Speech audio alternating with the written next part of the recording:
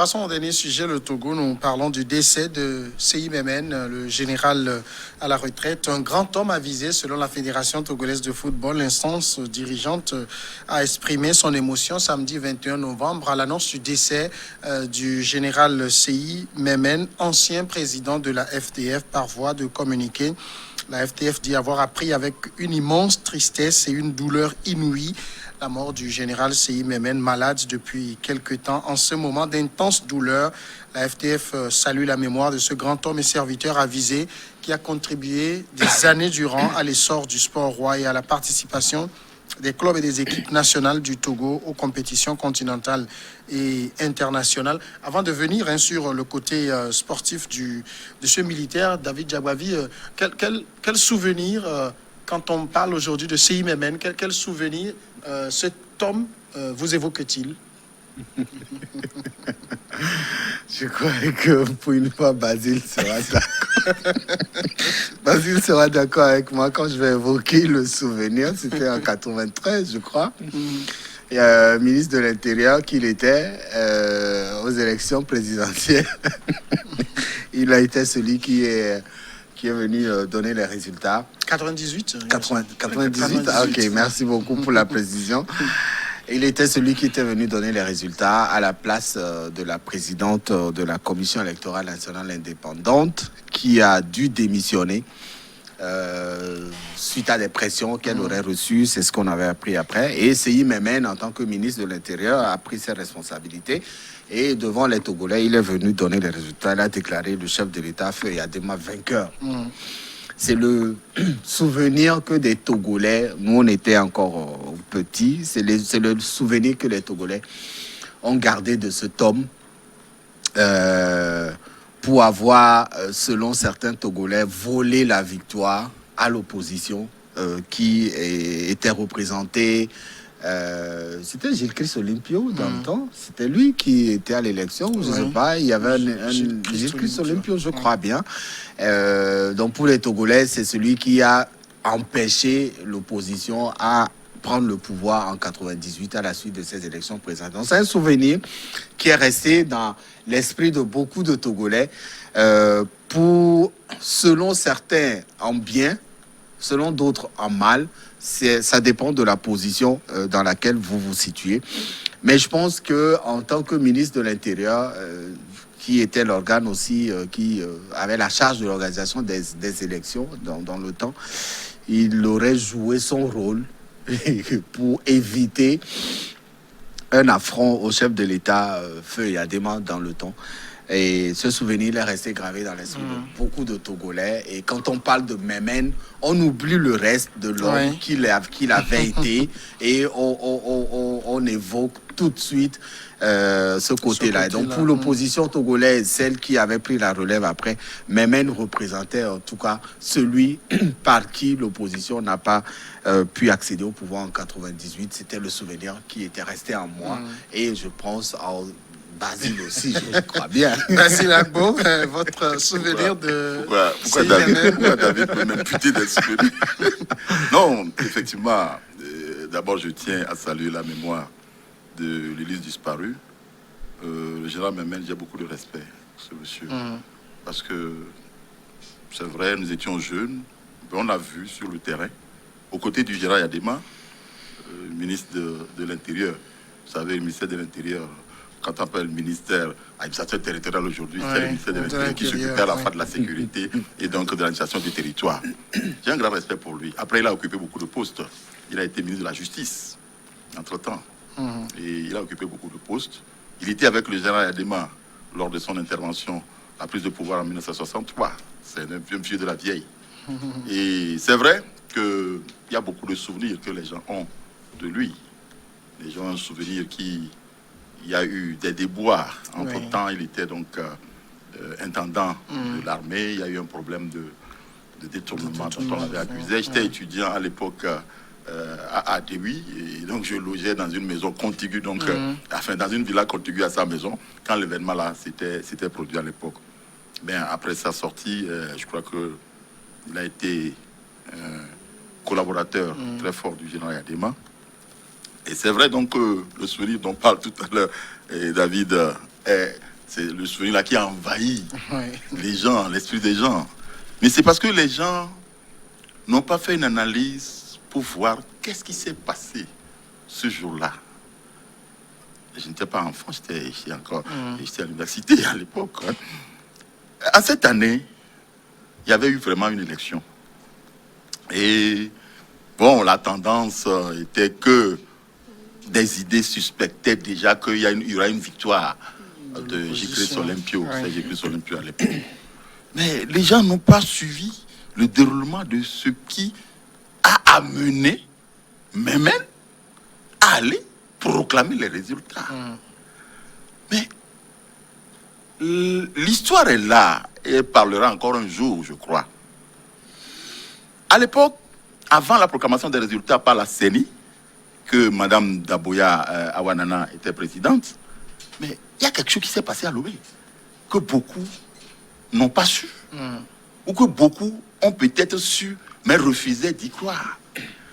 Tous les ministres avaient été convoqués au siège du RPT à l'époque. Tous, autant qu'ils étaient. Il y avait les Agbeyomé, tout ça là. Et ce sont eux qui avaient rassuré le général Adema qu'il allait remporter la victoire. Et, convoqués donc au siège, ils avaient été encerclés. Et on attend la proclamation de résultats qu'on suspecte pour que des choses se passent. Memen était là également. À un moment donné, le climat était surchauffé. Et Memen est sorti pour aller à la présidence, pour voir le président de la République. Et c'est là où la CENI est venue, président de la République, montrer les résultats au président. La scène à l'époque. La scène, la C'était pas CENI. encore la CENI, c'était la scène. Ouais. Il n'y avait pas encore un Commission électorale nationale, Oui. conduite donc par Mme Daboya. Donc, les informations qui nous sont venues en tant que journalistes à l'époque, c'est que, bon, les résultats ont été montrés, bon, le chef de l'État, et puis pop, ça les regarde. Et la CENI, entre-temps, avait été bloquée. Personne ne pouvait venir à la CENI parce que c'était encerclé aussi.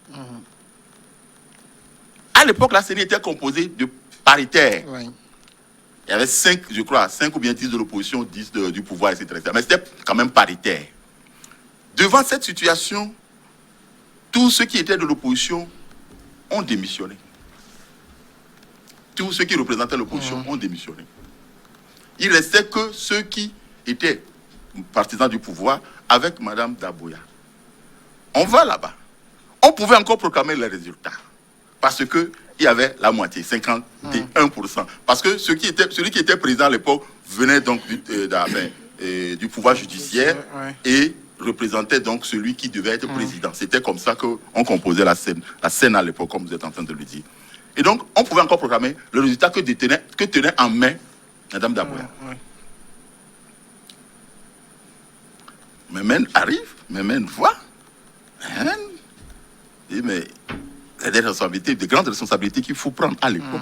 Parce que le Togo était sur une situation qui allait dégénérer. Ceux qui restaient partisans du pouvoir, qui étaient donc dans la scène, avaient démissionné eux aussi. Devant la situation qui se présentait, devant la hantise qui se préparait. Et donc, Mme Awanana ne pouvait plus proclamer les résultats puisque tous ceux qui sont de la CENI ont démissionné. Mme Awanana a remis sa démission au chef de l'État. Et donc, la situation était dans l'air. Il y avait de l'éclair dans l'air. Mais il fallait proclamer les résultats. Monsieur le ministre Memen a pris ses responsabilités pour éviter ce qui pouvait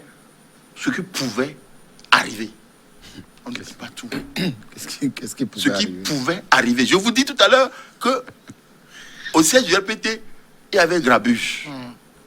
Au niveau de la CENI, personne ne pouvait pénétrer à la CENI. Il y avait problème. Il faut proclamer les résultats. Et donc, le général Memen a pris sur lui En tant que ministre de l'Intérieur et de la Sécurité, à l'époque, c'est le ministère qui fournissait tous les moyens pour l'organisation des élections. Et la CENI proclamait provisoirement les résultats qu'on remettait au ministère. Le ministère transmettait à la Cour constitutionnelle. Devant la démission de la CENI, la démission totale de l'institution qui devait proclamer les résultats, le maire prend sur lui d'aller compiler et de proclamer les résultats. Quel résultat? La question aussi est de savoir si c'est les résultats. Bon, la question là, on ne peut pas la résoudre là. Et donc, les résultats ont été proclamés pour qu'on puisse soupirer et pour que les gens qui étaient donc au siège du RPT puissent rentrer chez eux tranquillement. C'était ça. Et moi, un jour, j'ai eu à causer avec lui. Je lui ai dit merci. Qu'il a sauvé une situation qui pourrait dégénérer. C'était la question que j'allais vous poser. Si vous pensez qu'il avait sauvé la situation. Il avait sauvé une situation qui pouvait dégénérer en autre chose. J'ai l'impression chaque fois au Rwanda.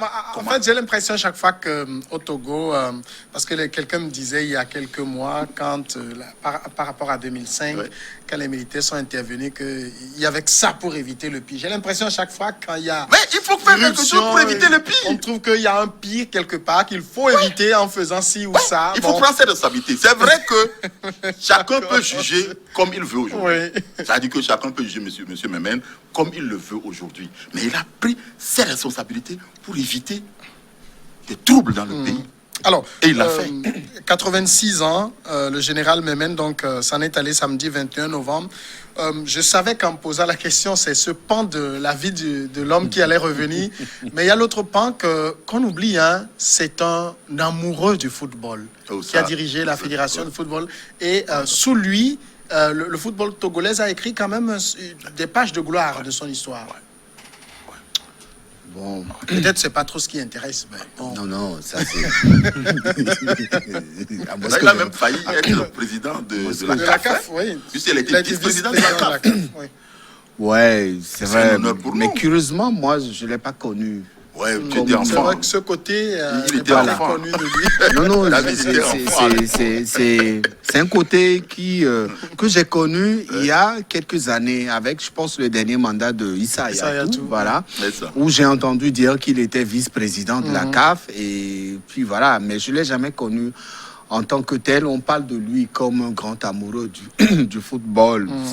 C'est vrai qu'il aurait participer à la réécriture de l'histoire sportive de notre pays, oui, mais au final, qu'est-ce qu'il a pu laisser? On aurait pu être fier de lui s'il avait pu réussir à être au moins président de la Confédération africaine de football. Et quand on sait aussi les bisbilles qu'il y a entre eux là-bas, où la présidence de la CAF est confiée à un pays et à une seule personne, et que les vice-présidents ont de la peine à émerger, parce que quand vous voulez viser un peu le fauteuil présidentiel du président dans le temps, vous êtes tout de suite traité comme quelqu'un qui est contre votre présidence, etc. Mais même moi, j'ai pas grand-chose à dire de lui en tant que sportif. Je suis peut-être pas de cette génération, mais je sais quand même, j'en ai entendu parler. On m'a dit qu'il a été un très grand amoureux. Sauf que je sais pas ce qu'il a pu apporter au Togo concrètement en termes de bilan, en termes d'acquis. Est-ce que le Togo a eu, je ne sais pas. Mais est-ce on est parti d'une étape à une autre? Est-ce qu'on a gagné une coupe? Est-ce qu'on a écrit notre nom dans l'histoire sportive de l'Afrique? Il ne s'agit pas d'être grand amoureux du football et se dire que vous êtes, apporter quelque chose. On a vu un peu qu'est-ce qu'il a pu apporter. En tout cas, politiquement, vous l'avez dit. Mais au niveau de la FTF parle de serviteurs avisés qui a contribué des années durant à l'essor du sport roi et à la participation des clubs et des équipes nationales du Togo aux compétitions continentales et internationales. Oui, mais chaque président de fédération a fait ça dans son pays. Oui, on ne dit pas que les autres n'ont pas fait. Lui aussi, il a fait. Tous ont fait ça. Donc, je me dis, bon, moi, je suis un peu gêné. Quand on parle de lui en tant que grand homme avisé du football togolais, je veux savoir ce qu'il a apporté.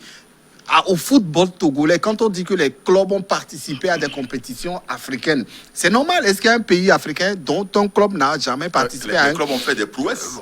Voilà, on fait des prouesses. Mais c'est pas lui qui a joué. Sous lui. Oui, mais c'est Sous pas sa lui. connaisse. C'était sous sa présidence. Ouais. Alors, on a connu des joueurs qui ont compéti, qui ont participé à de grandes rencontres footballistiques africaines et togolaises, enfin africaines, qui sont décédés dans l'anonymat.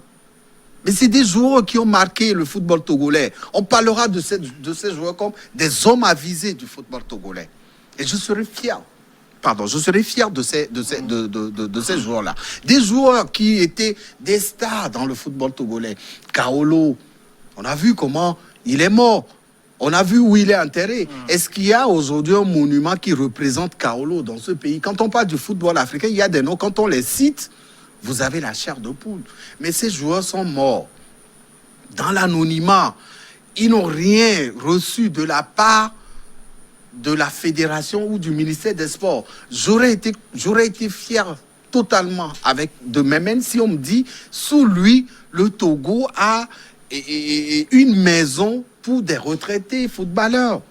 J'aurais été fier de lui si on me dit, Memen a participé à payer des pensions de retraite aux anciens joueurs. J'aurais été fier si aujourd'hui on me dit, un hôpital porte le nom d'un ancien joueur togolais. Et que quand les anciens joueurs sont malades, on peut les amener dans ces hôpitaux pour les faire soigner. Mais quand on est à la tête d'une fédération, on a été à la tête d'une fédération, et qu'on dit sous ma présidence, on parle des sorts du football, on parle de ceci, je dis non. Il faut aller au-delà. Il ne faut pas seulement surfer sur la présidence et se dire, sous ma présidence, j'ai fait ci, j'ai fait ça. Aujourd'hui, le dernier ancien joueur qui est décédé, il est mort comment? Quand on vous raconte ce que ces joueurs vivent, ça fait pitié. C'est vrai que de leur temps, le football ne rapportait pas du tout d'argent. Alors, Memen, on parle de lui et il a fallu quand même se communiquer de la FTF. Il me semble que la CAF aussi, je ne sais pas trop qui a sorti un communiqué, pour que les gens sachent que derrière l'homme en armes, derrière le général des forces armées togolaises, il y a l'amateur du ballon rond qui a joué un rôle déterminant. Ça, c'est pas connu de lui. Oui, non, c'est ce qui a été la face cachée de l'iceberg, on peut le dire comme ça. C'est vrai, nous, on avait quand même eu la possibilité de connaître Memen en tant que quelqu'un qui aimait beaucoup le football, quelqu'un qui participait beaucoup à l'essor, à l'évolution du football au Togo et en Afrique aussi. On ne peut pas devenir vice-président de la CAF comme ça, incognito. Oui. C'est que on a reconnu en lui des qualités qui ont fait de lui un grand du football, un grand nom du football. C'est vrai, et Memen a eu à faire beaucoup d'efforts dans le football togolais. Quoi qu'on dise, il n'a pas été chef de gouvernement pour imposer ce que Diagbabi est en train de dire. Mais ce n'est pas trop tard. Et que l'histoire évolue. Vous ne connaissez pas, Kaolo. Vous n'étiez pas là quand Kaolo était footballeur au Togo. Il est mort, je crois, en 72 ou bien quelque chose comme ça. Et je ne crois pas que David le connaît. Moi, je l'ai connu après. Mais le nom est resté dans l'histoire. C'est vrai que c'est sur moto qu'il avait heurté une moto et son nom est resté accolé donc au casque que nous portons aujourd'hui lorsque nous pilotons une moto. Kaolo Coucou, on l'appelait à l'époque. Et c'est vrai que ce n'est pas élogieux. Mais à l'époque, comme Sam est en train de le dire, le football ne nourrissait vraiment pas son acteur. Les pays s'efforçaient de mettre des moyens pour que nos noms grandissent lorsque nous avons des joueurs sur le temps. En Guinée, le football a fait longtemps la renommée de la Guinée. Les petits sur les Papa Camara, les Chérif Suleiman et autres. Mais aujourd'hui, aller en Guinée, montrez-moi, je ne sais pas, un mausolée des footballeurs. Ensuite, des footballeurs camerounais. C'est-à-dire que c'est vrai, la vie, elle est là, elle est comme ça, mais je ne crois pas que c'est fini et que la mémoire de ceux qui ont évolué dans le football au Togo, ceux qui ont porté haut le nom du football au Togo, leur mémoire ne sera pas oubliée. C'est vrai que certains sont morts, comme vous êtes en train de le dire. La dernière fois, il y a des gens de Aiglon, je ne sais pas si vous connaissez, qui sont morts dans la misère. Dans la misère totale. Il y a des gens de Assoza, c'est vieux, non? Et on l'appelait Folie Zambla, qui était l'un des défenseurs. Quand vous rencontrez que Folie Zambla devant sa défense et que vous, adversaire, vous avancez avec votre ballon, vous avez des difficultés à passer. C'est des grands noms. Mais que Folie Zambla a passé son temps à être, je sais pas, dans les cimetières à creuser des tombes. C'est que, les joueurs, ce pas des gens tellement intellectuellement forts, c'est des gens qui aimaient le football, qui avaient de l'amour de ce football-là et qui se donnaient à cœur joie. Il y a les Géraldo, et il y a notre défenseur Dinke Oiseau, et autres là qui ont fait leur temps. Mais ce n'est pas... C'est vrai que l'histoire tiendra compte un jour, et peut-être on va leur dresser des mausolées. On peut avoir des rues Kaolo. Il y en avait, Il y avait même des stades Kaolo. Ouais. C'était à Tchévier. Ouais, c'était à Tchévier. Récemment qu'ils ont sorti ça. Non. Le stade Kaolo, c'était depuis longtemps. C'est longtemps, depuis longtemps. Docteur Kaolo. C'était pour lui. Bon, je crois que l'histoire, elle est là.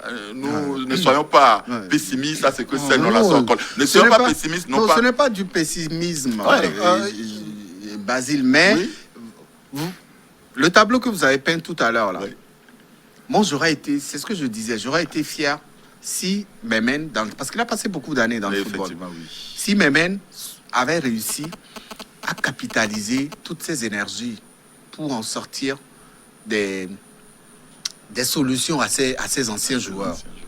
Tu disais tout à l'heure que les joueurs n'étaient pas intellectuellement avancés. C'est vrai. C'était la passion, l'amour du foot. Ils jouaient pour rien du tout. Voilà. Ils jouaient pour rien du tout. De la défense togolaise. Pendant toutes ces années où ils se sont sacrifiés pour l'équipe nationale, aujourd'hui, ils ne sont plus là. Si pendant la présidence de Memen, puisqu'il a été président de la Fédération togolaise de football, on dit qu'il est un grand homme avisé, un grand amoureux du football, il aurait pu apporter des réalisations pour ne serait-ce que remercier ces anciens joueurs. Qu'on nous dise aujourd'hui que, comme je l'ai dit tout à l'heure, le dénuement total dans lequel ces joueurs étaient décédés, ça fait pitié. Tu parlais de quelqu'un qui était devenu un creuseur de tombes. C'est terrible. C'est pas seulement au Togo, mais c'est en Afrique. C'est général. La Guinée, tu en parlais tout à l'heure, le Cameroun. Il n'y a pas des pays... Ils sont rares, ces pays, qui ont compris que ces joueurs font partie de l'histoire de ces pays-là et qu'il faut leur rendre cet hommage-là. Il faut les honorer quand ils sont vivants, même quand ils ont fini leur carrière. Il faut se rappeler d'eux. Quand ils sont malades, envoyez-les dans des hôpitaux pour se faire soigner parce qu'ils ont joué pour ce pays. Ils se sont investis. Et Adema était un grand footballeur, un grand amoureux du football. D'après ce qu'on a lu dans le document il là. Était une fois et Adema. Paix à son âme aussi. Mais Adema ne pouvait pas tout faire. Il ne pouvait pas tout faire. Il avait le pouvoir, il avait la politique. Il ne pouvait pas tout faire. C'est pour ça qu'il avait une équipe qui est composée de conseillers, etc. Donc des gens comme Memen auraient pu proposer aux conseillers Adema de construire ne serait-ce qu'un hôpital, de demander, de dire au ministère des Finances de sortir un budget pour gérer la pension de ces anciens joueurs. Quand un joueur est malade, on n'a pas besoin de cotiser de l'argent. L'ancien gardien, pour finir, l'ancien gardien, on avait un grand gardien qui a fait la CAN, qu'on appelait le chat, Nibombe Nwake. Vous connaissez l'histoire de Nibombe? La dernière fois, moi j'ai vu des images. C'est triste. C'est triste. Alors, autre chose aussi, c'est que, puisque j'évoquais ce communiqué de la FTF, de la CAF, à part ça, on n'a eu rien. Politiquement, j'ai rien lu qui salue l'homme, qui salue son parcours, même sa famille politique. En tout cas, si je ne m'abuse, rien. C'est quoi, on a envie de le ranger rapidement au placard? Ce n'est pas encore trop tard. Je crois que le gouvernement est en train On a de... vu une promptitude pour d'autres cas, hein, des hommes qui n'avaient même pas le pédigré de CIMMN. Ce n'est pas trop tard. Je pense que ce n'est pas trop tard. Le gouvernement aura en son temps à se prononcer sur la mort de l'illustre disparu parce que on ne peut pas dire autre chose. Vous avez vu le tweet du chef de l'État, la Oui, mort de oui. Nachabas, c'est le même jour aussi. Oui. CIMMN, il n'y a rien. Sauf que Nathiaba Il a été aura, président. Il aura, Non, soyez je crois- patient. Je crois aussi, Soyez parce patient. qu'entre-temps, vous savez, il y avait eu des histoires qu'on avait racontées sur lui. Dans les épisodes de Tikpi. Oui, sur une certaine complicité, une certaine appartenance. On a vite Bon, fait. c'est des rumeurs qui ont coller. circulé. Voilà, des rumeurs. On selon l'a jamais etc. Mais je énormément pense- cité et Mais on je n'a pense- jamais fait un communiqué à la presse. Oui, à la non, radio non, pour non, le non, dire. non, je C'est parlais des des gens qui en rumeurs qui parlent. ont circulé Ouais. dans le temps. Il Vrai ne ou l'a pas, faux, ben- il ne l'avait pas nié lui-même. Il avait dit, il avait rejeté cela, ces accusations qui Ouais. étaient portées contre lui. Donc, je pense sur la réaction de sa famille politique. Je pense, comme le dit Basile, peut-être que c'est pas trop tard. À comparer avec d'autres, c'est trop. Oui, à comparer avec Non, d'autres. bien sûr, Vous savez, ce n'est jamais Memen trop n'a tard. pas été un proche collaborateur du chef de l'État actuel. Il a servi son père. Il avait servi son père. Plus que 2005, il faisait partie du groupe Oui. militaire. du cercle restreint. Après ça, c'est fini. C'est un peu comme les Tidjani, c'est un peu comme certains généraux qui sont à la retraite, Nandja, etc. Memen n'a pas été au service du chef de l'État comme ces anciens premiers ministres, ces anciens présidents de l'Assemblée nationale, ou ces collaborateurs qui ont été décédés et qui ont reçu la promptitude de réaction du chef de l'État ou de sa formation politique. Ça viendra, on l'espère de toutes les façons, puisque à l'heure où nous parlons, Memen est encore membre de l'UNI. On l'a vu à la dernière présidentielle, à Sokodé. Il était au devant de la scène pendant la campagne, etc. Mais bon, son décès, en tout cas, vient... Moi, j'ai mal de voir des Togolais décédés de la sorte. 2020 aurait été l'année la plus endeuillée de notre histoire, en tout cas de ces 5 ou 10 dernières années. Bon, ceux qui Avec meurent ont un certain l'enchaînement. âge quand même. Ouais, hein. voilà. Mais Avec à l'enchaînement. 86 ans, Avec Il y en a l'enchaînement qui ont de un ces certain décès âge. qui se sont suivis depuis un moment, on en récolte pratiquement chaque 1 ou 2 mois. Il y a un mort. Actuellement, c'est l'ancien vice-président de l'UFC qui est décédé aussi. Et voilà, mais même politiquement n'était pas présent. Je crois que il a compris. C'est un homme d'armes. Il a fait sa carrière dans l'armée togolaise. Il est un amoureux du football. Lorsque on n'avait plus besoin de lui, il est parti pour s'occuper de sa passion du football. Et c'est à la CAF qu'on l'a beaucoup plus connu. C'est un choix peut-être à lui personnel ou alors... en tout Voilà, cas, tout à fait. toutes les condoléances à la famille. Tout à fait. C'est ça, la condoléance à la famille. À la mort de quelqu'un, tout ce qu'on peut faire, Oui. c'est les condoléances et Oui. puis vraiment rendre hommage à sa mémoire. Et se dire qu'il a été un Togolais dont beaucoup sont fiers. Ça dépend de la position des gens, comme tu l'as dit tout à l'heure. Certains peuvent ne pas être fiers de lui, mais bon, c'est ça la vie. David, tout le monde n'est pas fier de toi. Moi, Naturellement. tout le monde n'est pas fier de moi. Ça, mais y compris. En tout cas, Donc, c'est la vie, oui. mais on l'accepte telle qu'elle L'important, c'est est. que chacun marque son temps. Père Merci. son âme aussi. Merci David Diagbavier, merci Basile Agbo. Merci. Merci à tous. À demain.